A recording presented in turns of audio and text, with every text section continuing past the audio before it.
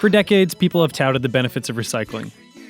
Put stuff in a bin, everybody wins. The power is yours! But for hundreds of countries, what recycling actually meant was exporting it to another country.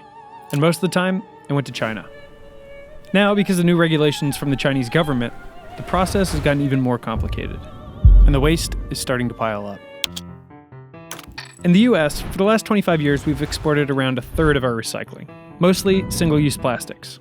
And if we can't send our recycling abroad, we'll need to find a new home for it.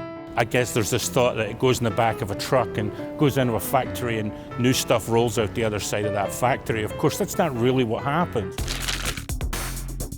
Recycling is collected, separated from trash, sorted by type at a material recovery facility, and then sold to recycling plants here or abroad, like in China, where it's processed.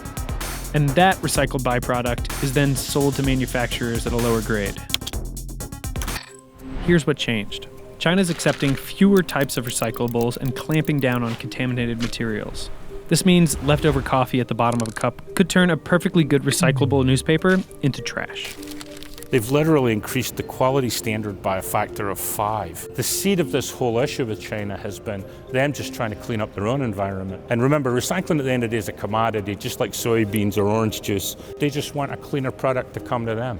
That's forcing some local recycling centers to discourage lower grade plastics and to rethink the way scrap is collected and sorted. So how that affects us is that the industry has to take its time now and much more carefully sort through the recyclables to make sure they're clean. And that costs money. The effects of this policy ripple down the chain, and the cost of sorting and cleaning waste is getting passed down to the local level. Here's the thing, before these initiatives from China took place, what was in your bin was actually worth money.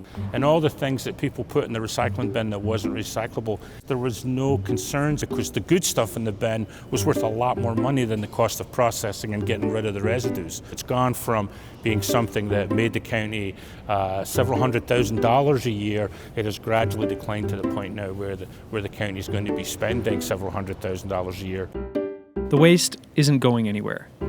The recycling industry will have to adapt to these changes, and many households might need to think harder about what they're putting in their recycling bins. Let's just try and do what we've always done, but do it the way we probably should have been doing it anyway. We just clean things up a little bit and put things where they're supposed to go. We just got to clean up our act.